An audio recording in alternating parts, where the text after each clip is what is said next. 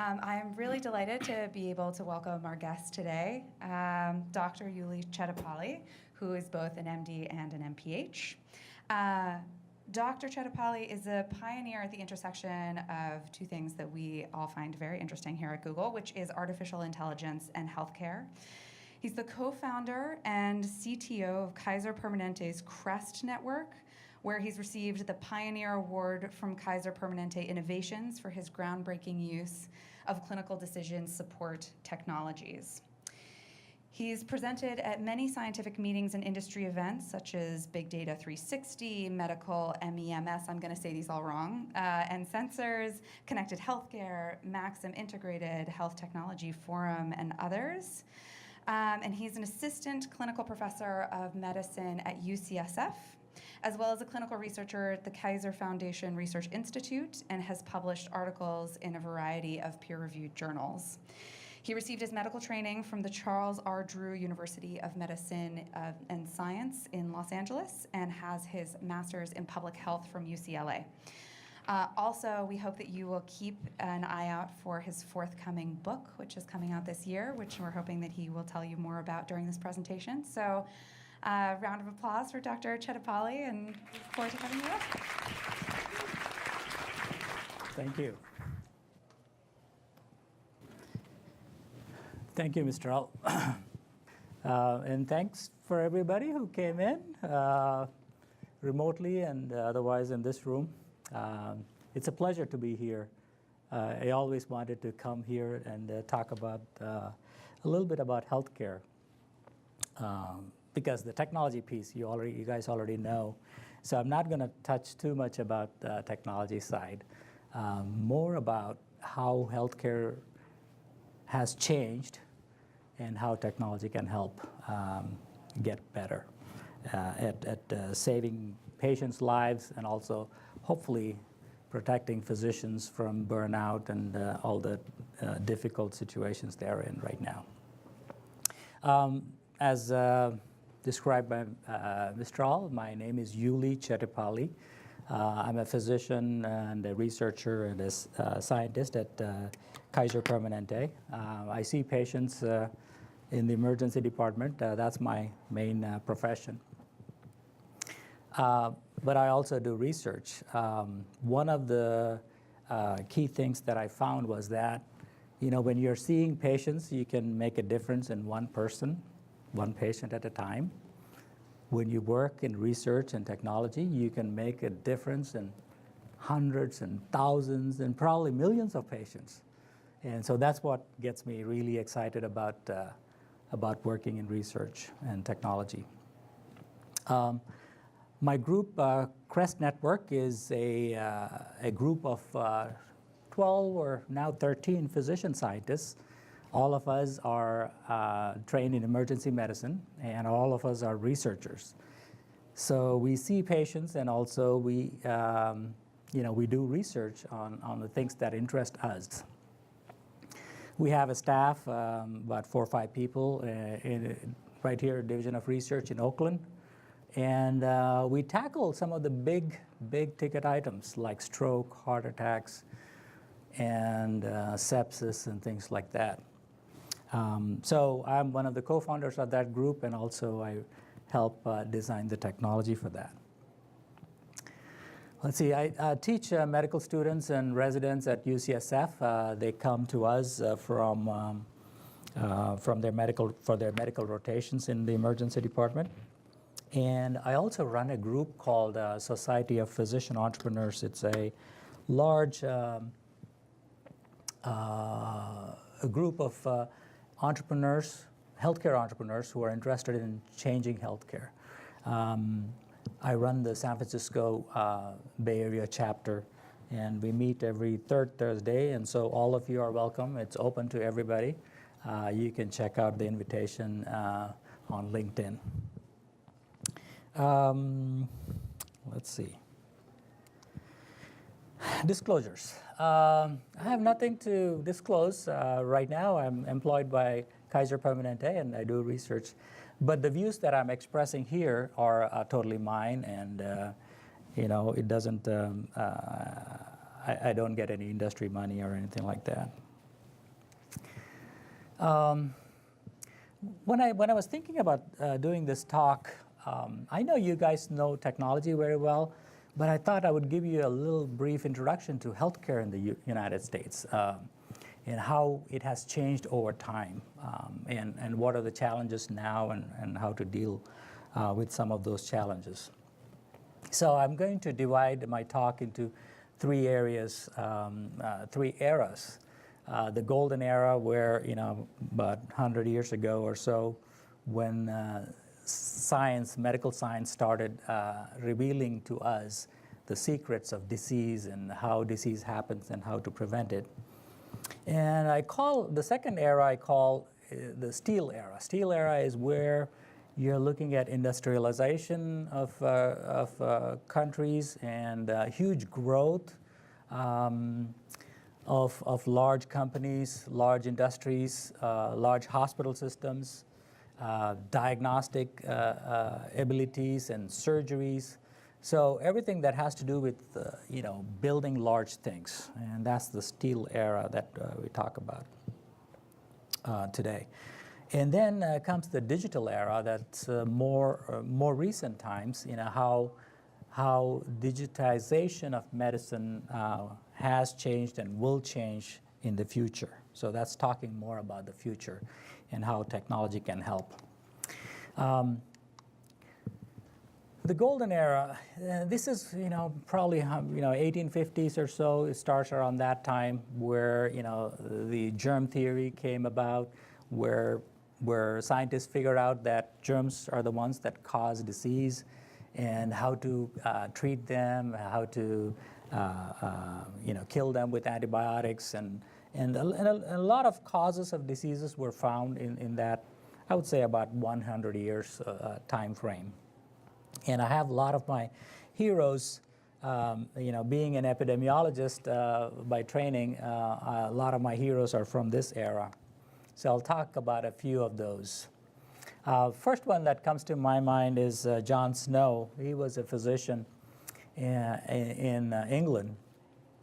And during the 1950s, there was a bad cholera epidemic in England. And so he was the one who started investigating this. He was one of the earliest scientists, or data scientists, I could say, in healthcare. So what he did was he took a map and started putting dots on where people were dying of cholera. And so this is a map, this is the original map that he worked on. And you can see those black dots along the streets, and those are the places where people died. And then what he did was he looked at one area which was a very dense area where there were a lot of deaths happening.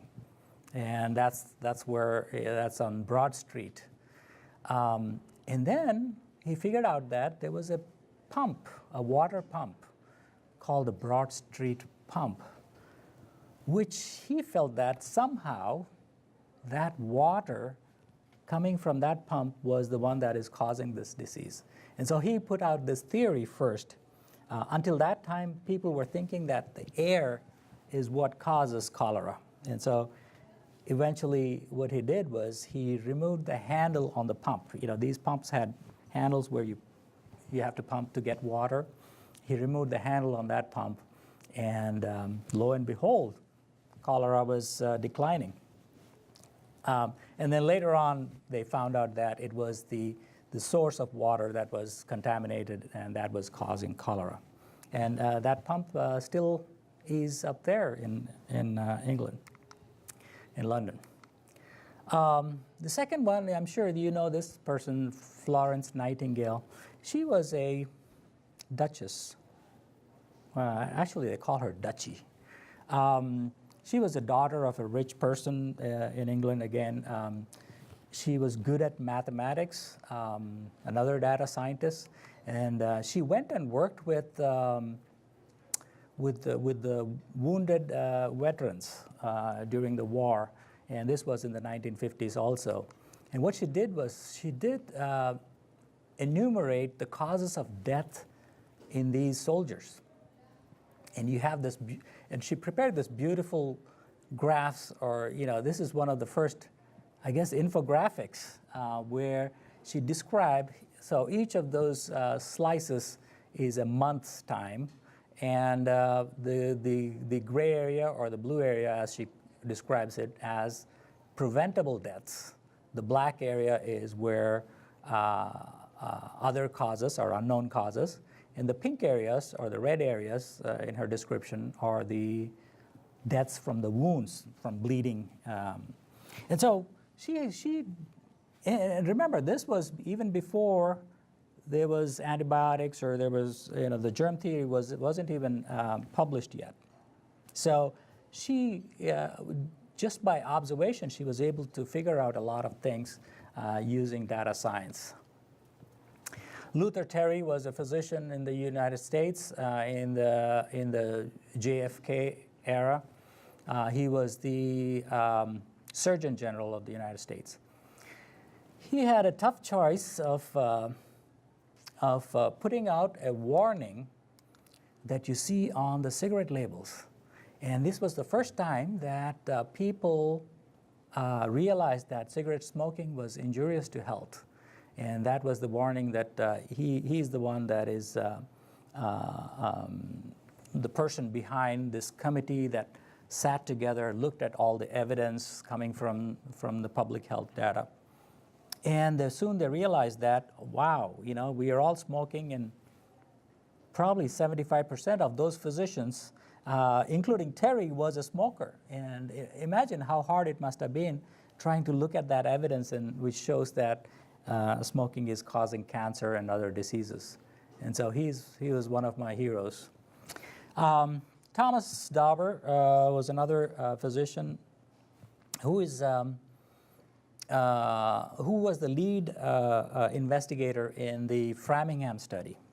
Framingham is a town in Massachusetts, and so in the 50s, what they did was they picked this town and enrolled all the people in the town, all the adults in the town, about 5,000 of them, and then tracked their health histories, tracked their diet, tracked their activity, tracked their blood tests, blood pressures, and everything. And there were about 1,000 papers that came out of that study, and they studied for years and years and years, and they're still studying that population, which is now in the third generation. And so this is where we got a lot of the good data about what causes heart disease, and these are the risk factors that they found, which we still practice today. So those were all the great things that happened in those days that changed the lives of millions of people, that actually saved a lot of people too. Coming to the steel era, this is the industrialized nations, starting anywhere from the 50s, 60s to 2000s, early 2000s. So this is where everything is growing in big hospitals, big hospital systems. Electronic health records were introduced, and they were doing all kinds of surgeries, saving lives and very complicated procedures, and everything blossomed, and healthcare became this huge industry. It is all great, except that it was getting out of hand. And so I'll show you some of the things. I think, based on my 25 years of experience, 50% of what we do in the clinics in the US is a total waste of money and effort. It's unnecessary, ineffective, or dangerous. Now you must be thinking, looking at that data, I don't believe it. I don't think that's true. I don't think this guy has 25 years of experience. But it's true. I do have 25 years of experience, and I think it is 50% of it is unnecessary. So you must be, when you go to your doctor, I'm sure you must be thinking, wow, what part of this 50%, what part of this care is not necessary or dangerous? So I'll go over a few things to show you what is happening in the industry right now. This is from Harvard Business Review. The population is aging, right? So one of the problems with aging population is that the cost of care goes up. You know, if you're a 30-year-old, maybe it'll cost about $5,000 a year to take care of you. But if you're a 65-year-old, it'll cost $20,000. And so if everybody is getting older, that means the cost of care will get higher and higher. This other graph I love because it shows the largest economies in the world. You know, the tall, big blue one is the United States, and as you guessed right, the second orange one is China, and then comes Japan, and the gray one, and the yellow one is Germany, and then, of course, UK and France and other countries follow. Now, healthcare, if you look at it, it'll fit right there, the US healthcare. That's the red one in the middle. We spend that much money on healthcare every year. We spend almost as much as the whole economy of Germany. And you know how big that is. That is the fourth biggest country in the world as far as GDP is concerned. And so that is what I'm talking about when I talk about the cost of healthcare.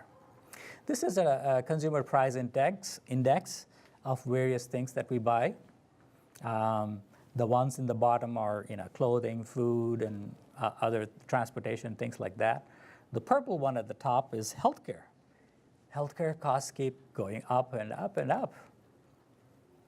This is another graph talks about quality and spending, and healthcare is right there.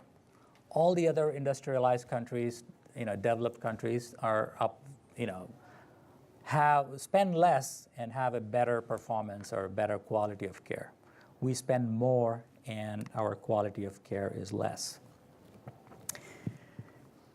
And the knowledge keeps growing. It's not like we don't know what, you know, the science behind the diseases. You know, these are the number of studies that the clinical trials that happen in the U.S. and that keeps going up. And the 2017 number is only up till August. And so actually, 2018 is probably shooting up out of this screen. Physicians are facing a difficult time, mainly because most of the compensation comes from a fee-for-service world.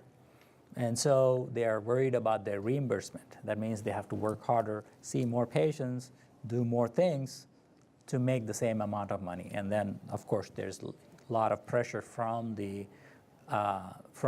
payers or the insurance companies.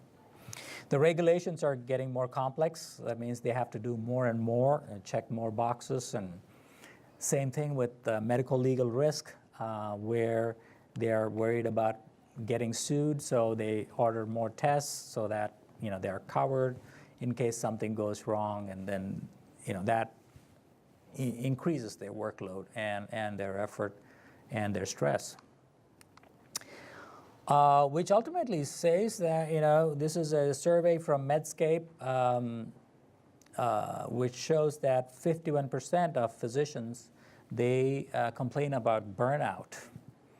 That's a sad thing if half of our physicians are not feeling good about their jobs, about their workload. On the technology side, as you know, data availability, there's a lot of data being collected, 1,000-fold increase. Hardware speeds are increasing, and algorithms are getting better and better. So now we come to the current age, which is the digital era. This is where I'll talk about some of the solutions or how to tackle these problems that we have seen that have grown out of the industrial era or the steel era. Now we have, all 80% of the medical records are digitized, or EHRs are pretty prevalent. Hopefully the efficiency will get better and the quality will get better.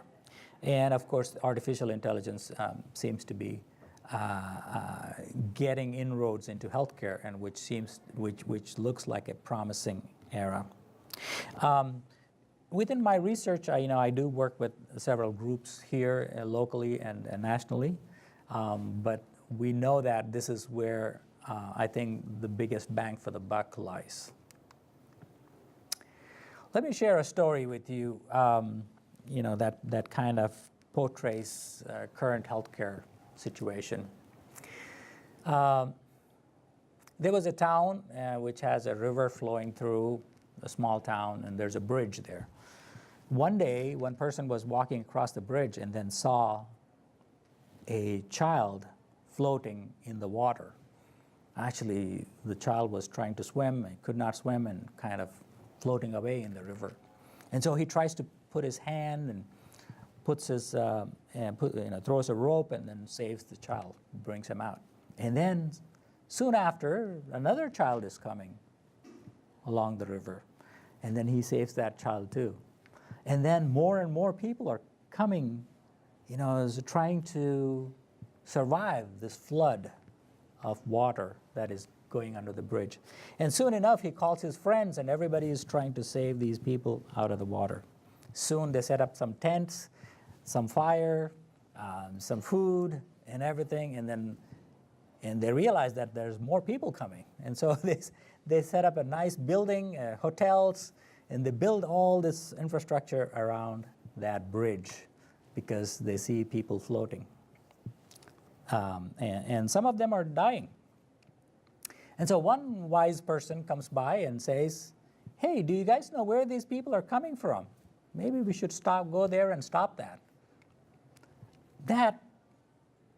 That thought of preventing disease and illness and death is what I'm talking about when I talk about how technology can help. If you look at healthcare industry in general, it's very complex. You have the physicians on one side and the patients, which are the two most important pieces in healthcare. But then you have the pharma, the medical devices, the academia, regulators, small practice, and payers, right?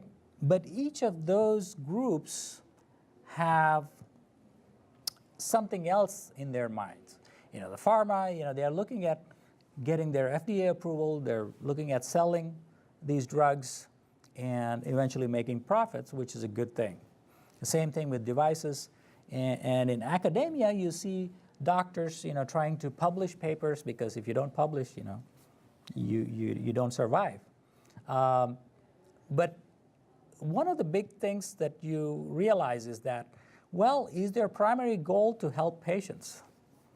Same thing with regulators. They're trying to, control the quality, and malpractice, same thing. The lawyers are trying to control the malpractice so that, we can weed out the bad doctors. Insurance companies trying to hold down costs. But then in the mix, the physicians and patients are getting lost. They are not the main focus of all these other institutions that have grown around this healthcare. All physicians want is to be able to take care of patients and then hopefully decrease all these other burdens that come in the way. So one of the best ways is, now I'm talking about solutions and how to steer this wave of increased costs and decreased quality. Number one, I think the business model has to change, and it's already changing in healthcare, from volume-based care to value-based care. So when you talk about volume-based care is, the more procedures you do, the more money you make, the more operations, the more drugs, the more hospitalizations. I think it has to be flipped, where when you keep the patients healthy, that's when you make money. And that switch is already happening, and that has to happen. The second thing is that we have to go upstream. When I say upstream, we don't want to spend, too much effort on people who are really, really sick, but try to see how we can prevent this sickness even before it happens. So you have to look at not just the hospital, but you have to look at the environment, the home, the city where they live in, the zip code. They say zip code is more important than your genetic code. And then you go upstream, are there any genetic factors? We look at those things later. But the idea is to go upstream so that you can attack the problem early on before it becomes a major problem. Because the more to the right you go, the more expensive it becomes to deal with the problems. The scientific method has changed, or let me put it this way. The scientific method is there. You typically ask a question, you collect a sample of data, and then you get an answer. But then with AI, you do have the data. You don't have to collect a sample, although you could. The key is to ask the right questions and be able to get the answers. One thing I keep saying is that healthcare is an information business. And the sooner we realize it, the more lives we can save. Because the way you deal with the information, the way you can analyze the information, the way you can extract knowledge out of it becomes key when you want to save patients. I like this paper that came out a long time ago. Chris Anderson wrote this, The End of Theory. The data deluge makes the scientific method obsolete. In a way, we are seeing that right now because one of the problems with scientific method is that you take a sample from a big population, you collect that study sample, and then you study it, and then you learn things and apply that knowledge to your target population. Right now, you have the whole target population. You go through these steps, collecting data, analyzing and translating, implementing science. But then it takes a long time. It takes about 18 years on average from an idea to studying it, to analyzing it, implementing it, and then actually the patient coming to the bedside where the patients are actually using that. I want this to speed up. It should take less than a second to be able to get that data. In this day and age, we should have access to all that data. We should have analytics and engines that can work harder. And this is what I mean by punish the machine, is that the idea that we have this technology and we just letting it sit there and not being used for the good of mankind. A lot of value-based systems, as you might have noticed or understood from, initially there used to be a lot of procedures. I don't know if you remember, but we used to do a lot of tonsillectomies and hysterectomies and all kinds of procedures. But we soon realized that, we could treat that with medication. Maybe soon we'll realize that a lot of the sickness and illnesses can be treated with diet. And now we're talking about more of the social determinants of health, how the social situations will contribute to illness and how we can prevent that. And so we have to go up that value chain. I want to talk a little bit about what I do. So my main key important people are the physicians and the patients, and that's all I care about. And how can we design systems that'll help the physicians take better care of the patients?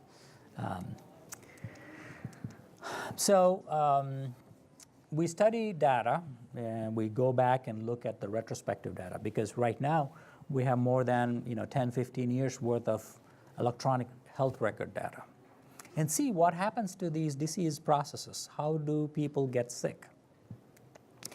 And then you study how you can predict it, what will happen. If you know that this person has these risk factors and soon they'll end up here, well, hopefully you can do something to change those risk factors and prescribe something that'll change the trajectory of that disease process. And so that's the idea. So we have descriptive analytics, predictive analytics, and prescriptive analytics. So what we have done is we've taken data and put it through our engines. By the way, this is a whole platform that is now active in Kaiser Permanente in Northern California, which is 21 hospitals and 21 emergency departments. And this is what we did. We created a platform that can then have the engine, have the modules for each disease process, and then have the clinical decision support system, which means that it'll tell the physician what the next step should be. For example, if a patient comes into the emergency with chest pain, we get a lot of patients in the emergency departments. In our 21 emergency departments, we have more than 1 million patients that go through our departments every year. Chest pain is probably number 2 or number 3 chief complaint, we call it. So people with chest pain, maybe 100,000 people come through these departments with chest pain. Only a few, maybe 5, 10, 15, 20% have serious disease, right? The other 80% do not have disease. But right now there are no systems. I mean, we do look at our Framingham study, but then that's a little bit old, because if we can figure out what their risks are, and so predicting the risk and then mitigating those risks, giving that information to the physician so that they can implement those strategies. So when a patient comes into the chest with chest pain, when the physician clicks a button in our medical record, it goes to our website. It opens up in the browser within the health record, and it walks them through a few steps, and eventually giving the physician the answer. The answer says this person has a chance of 0.003% of having a heart attack in the next 60 days. And so you should do A, B, and C. Now what it does is number 1, you're assessing the risk exactly for this patient based on your knowledge of 100,000 patients before, right? So you can actually guide this physician in the patient's care so that the best outcome can be had with the least cost and least workup.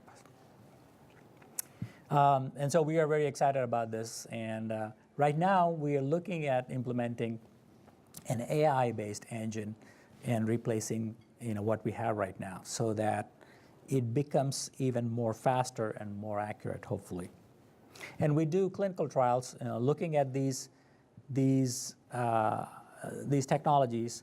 So half of the medical centers have the technology, other half do not, and then we track these patients to see what changes have happened within these entities. And so we are very excited and very happy about this. And we got an award for this from our innovation folks. So all the answers are there. All the data is there. The technology is there. Everything is there. All we need to do is ask the right questions. And when we ask the right questions, we get those answers. Well, this is my hope and my dream, is that when we have an AI-enabled care, the bad outcomes will go down and the good outcomes will go up. In the past, it used to be very doctor-specific, where, well, there's this great doctor in Houston or Boston or wherever, people used to go there, right? Now it is more system-specific. In other words, well, this is a great system. Oh, Cleveland Clinic. Oh, Kaiser Permanente. They have great quality. Eventually, it becomes more patient-specific, where you can actually, using the data of all these patients in the past, you can really fine-tune the care of each individual patient. In the past, it used to be high touch and no tech, in the olden days. Now it's kind of low touch and low tech. The current EMRs are very, very, what's the word? Hard to use. In the future, it'll be more high-tech touch again, but high-tech will be in the background because the physicians won't be directly interacting or entering data because the data is already there. So what does the future hold? Well, there are some great opportunities in healthcare to be able to make a difference in people's lives. This story, I saw it on American Heart Association's website. They put this story out about Justin because they see this as the triumph of the healthcare system. Okay? Justin had 4 heart attacks. He had 5 bypass surgeries. And believe it or not, he had 35 stents placed in his heart blood vessels. That's unbelievable. It's great that Justin survived this and is doing okay, I hope, after all this. Wouldn't it be great if we caught this problem before the heart attacks, before the bypass surgeries, before the 35 stents he had to be on? I think there is definitely potential there to be able to change this. As you may know, we're not doing that many bypass surgeries nowadays because we know that we can do that, we can do it better with medications. Even stents, we're not putting that many because we know that, with medication, you can actually, the outcomes are equal or better. In fact, there were 800,000 stents placed last year in the United States that were totally useless, that were not needed. Autism is a big area also. I feel there's a lot of potential there. It's a neurodevelopmental disorder. By the way, I know a little bit about it because I have a daughter with autism. So I kind of studied that a little bit. Neurodevelopmental disorder that is, kids are born with it and they have it for the rest of their lives. It's a very expensive disorder because it costs more than a few $1 million to take care of one child or one adult. And the incidence keeps growing. 1 in 59 was the last one, I think, and it keeps growing, and that's what CDC says. And nobody knows why this is happening. We don't have any clue. I mean, genes are probably involved, but that's only a small percentage. We don't know if there's something in the environment, if there's something that we are eating, that we are wearing, that we are, inhaling. But this problem keeps growing. Right now, it's so big that it has overshadowed all the developmental disorders, all the others. So this is bigger than anything else, and this is one of the most expensive disorders for the healthcare system. Another problem, opioid crisis. Over the past, I think, 20 years, so many people died of opioid abuse and during this crisis, and we don't have a solution for this. Well, we know that when we start people on opioid medications, if they are on opioid medicine for more than 3 days, there's a 20% chance that they could get hooked on that medicine for the rest of their lives. Imagine that. And we all must have taken at some point, right, after surgery or whatever. And there was a recent study in JAMA, Andrew Chang and others. They looked at, really, opioids, are they really that great? No. The pain control was the same between opioids and non-opioids. If you give Tylenol and Motrin, That's the same, even if you have a broken ankle. And so why are we doing this? How did this crisis happen for so many years, for so many lives lost? It's like the whole city of Seattle gone, vanished because of this crisis. Because we don't know the outcomes of what we are doing. We don't know. We haven't studied it. Maybe we should. Maybe we should look at what are the chances of these people that we are starting them on opioids that are going to end up dying in the future. Is it really helping their pain, or is it just building addicts out of it? So that's a big, huge problem where data science, I think, can help. Okay, so to conclude my talk, I'll tell you a story. There were, about 1,000 years ago, there was a town, and in that town, it's a nice, peaceful town, farmers living there, families, and there was a king, and he was a nice king. He took care of those people. One time what happened was there was a dragon that came to that town, and it started attacking the chicken coops and eating their chicken, because it was a small baby dragon. And so it was coming and destroying and breaking things. And, this is the kind of dragon that spits fire, so it'll set fire on those things, and so it destroys the property around. And so the farmers, and they know that it lives in the swamp right outside the town. And so the farmers, they came together at the council meeting and said, we got to do something about this. And so one of the farmers said, hey, what if we give the dragon the chicken every day? We feed him, we take him to his place and put it there so that he doesn't come here and burn these things up. Yeah, that's a great idea. And so they start taking chicken every day and tying him up near the swamp, and the dragon comes out at night, eats, and then goes back into the swamp.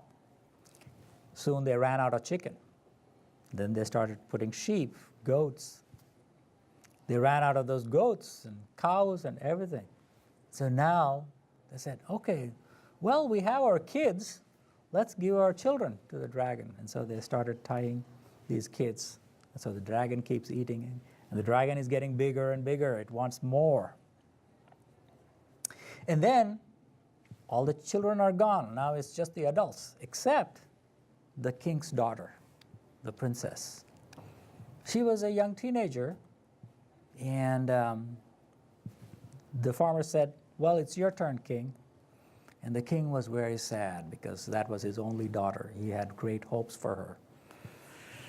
But he gave his word that they will feed the children. So they tied her to a tree there. But then, before that happened, the king announced, if anybody can slay that dragon, I will give my daughter to you in a wedding, and you will have half of my kingdom. And so one shepherd boy came. He was another teenager. He said, well, I'll kill the dragon. Well, this guy was not a soldier. He didn't have any, weapons. All these guys had knives and swords, and they couldn't do anything. But he said, I will do it. And so what he did was he went there where the king's daughter was tied. He took the rope and he hid behind a bush, waited for the dragon. And then he made a noose with the rope, threw it around its neck, tightened it, and so that the dragon cannot breathe fire or can't even breathe. And he dragged the dragon into the town and then eventually kills it. And that is St. George. For those of you, you must have seen some of these pictures.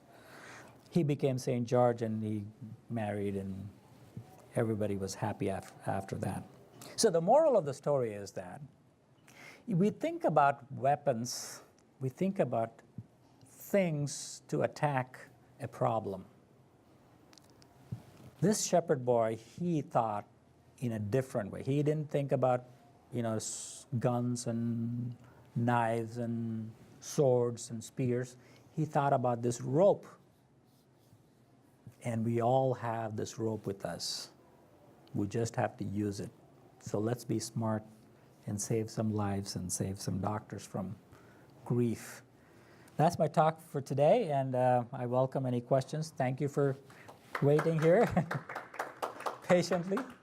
I invite you to join me in this fight. You can connect with me on LinkedIn.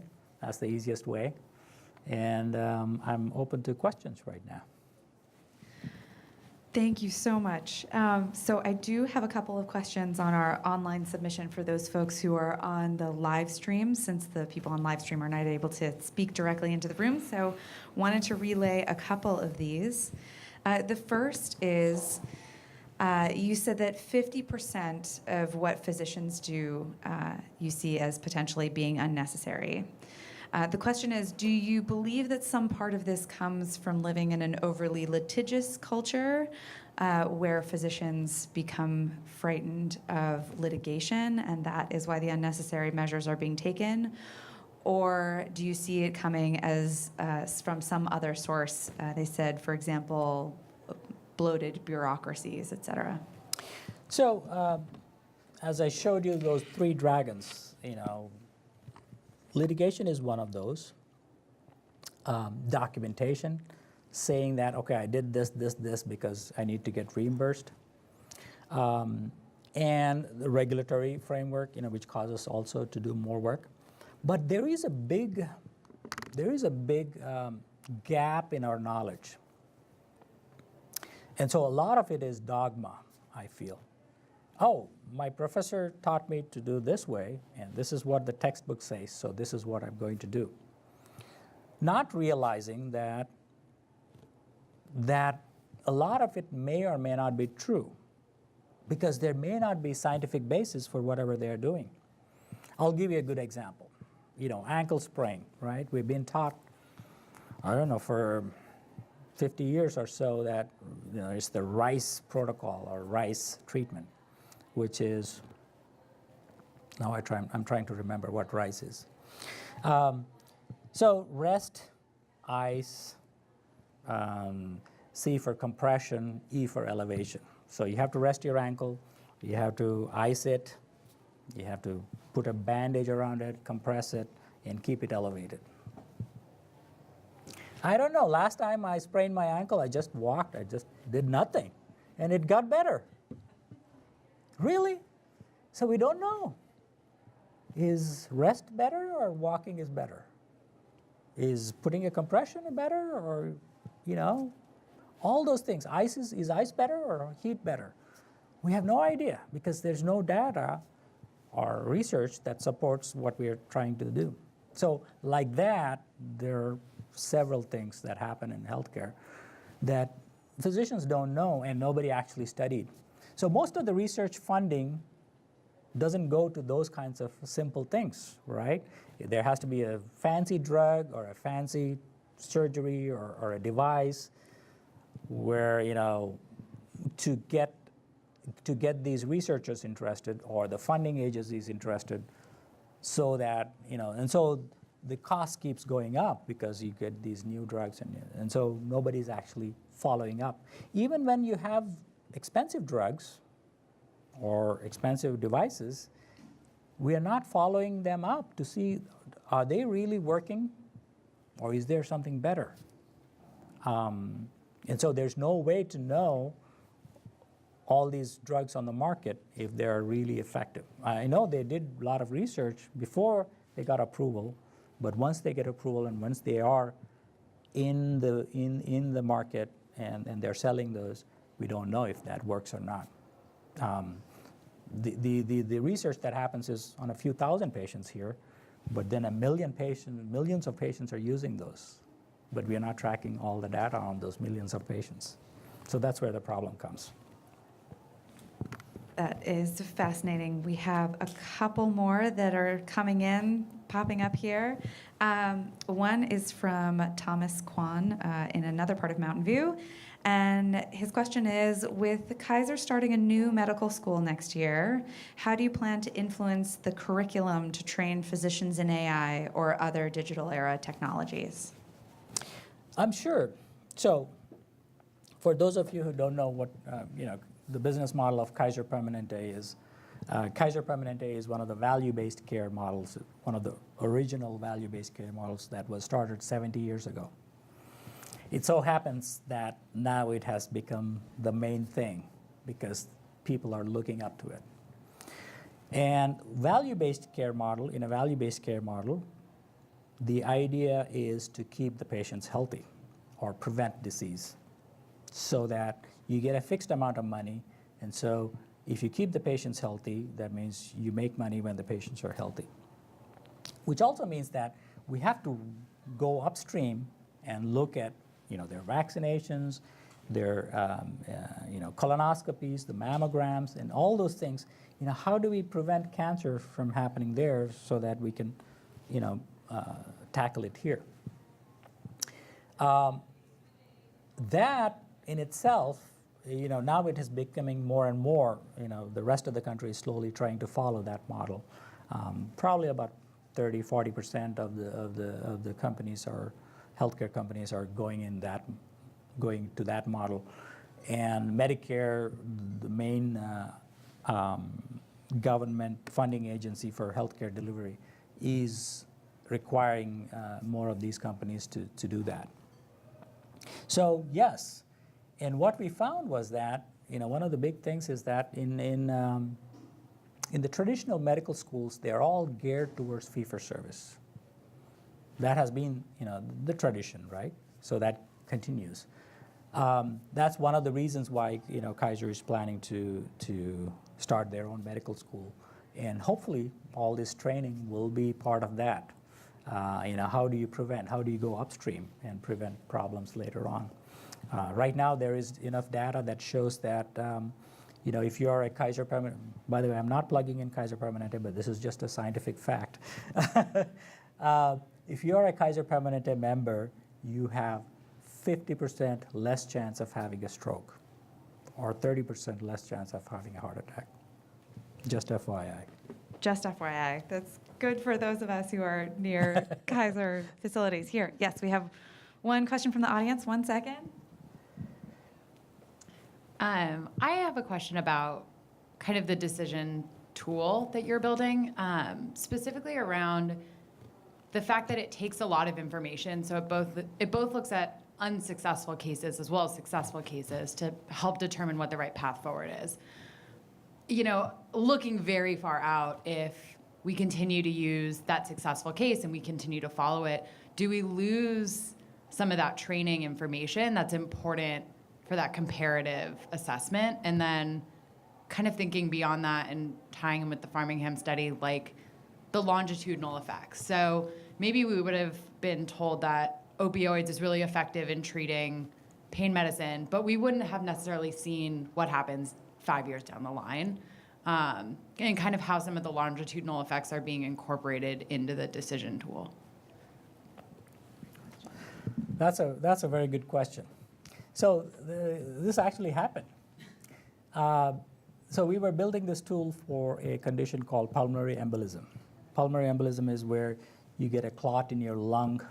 It's like a lung attack, and you can't breathe, right? Some people die because it cuts off the circulation to the lungs and the brain. The brain doesn't get oxygen. So about 95% of these patients get admitted to the hospital as soon as they're diagnosed in the emergency. But we know that only a very small percentage of patients will have bad outcomes. And so how do you identify the ones that will have good outcomes and not keep those patients in the hospital, the low-risk ones, right? Because when you stay in the hospital, you are at risk for other things, hospital-acquired infections and stuff. Also, it's an inconvenience for the patient, and it's a cost for the hospital. So we did a study and said, okay, let's build this tool which can identify the low-risk patients. And we implemented it in 10 medical centers or 10 emergency departments, and the other 11 emergency departments were controls. And we followed these patients for more than a year, and we found that where this tool was available, it was very successful in decreasing the admission of unnecessary low-risk patients. What we also found was that, by the way, this tool, we pulled it from the literature. And this literature comes from Canada, Australia. And then what we found once we studied these patients was that this tool was actually overestimating the risk. Our patients are much healthier, are at much lower risk.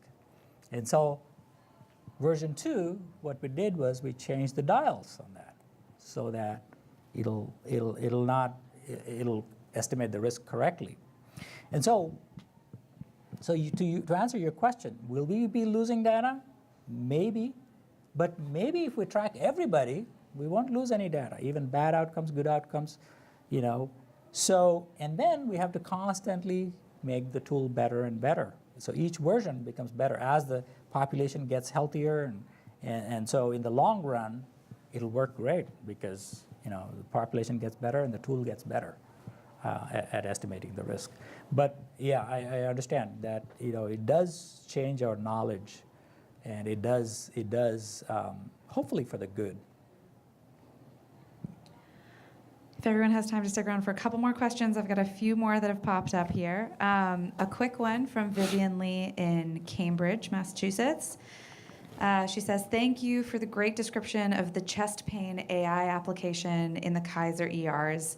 Do you have other examples you can share? Sure. We did one study for head injury. You know, a lot of kids that come in with head injury, they fall and hit their heads. When they come in, you know, one of the tests we order is a CT scan of the head, right?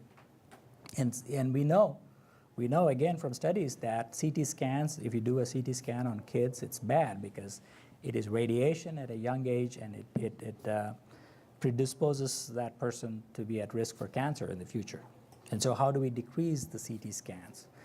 Especially in kids, you know, you have to, you know, the risk is higher.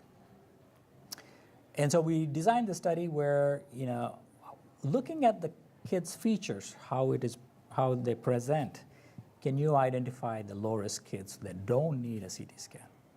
And we did the same thing for belly pain in kids. You know, what are the chances of this kid having appendicitis, which is the most, you know, dreaded diagnosis for these kids because, you know, you got to go through surgery.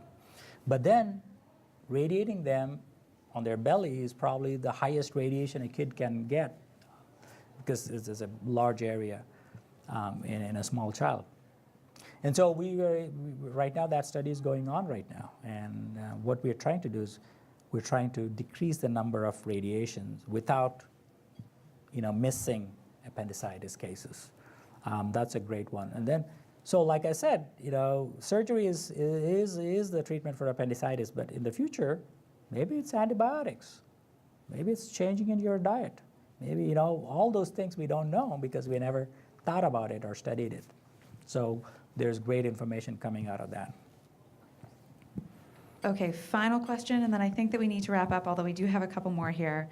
There was one anonymized question that came in asking about single-payer systems like the European economies that you noted, which spend less but have higher quality of care. These systems are often accused of being overly costly for the country. Do you think that a single-payer model could work in a country like the United States? A nice, easy question for you. That's beyond my scope.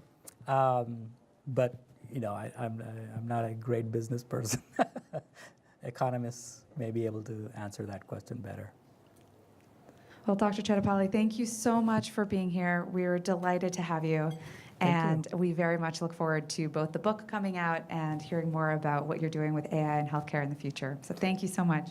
Yes, thank you.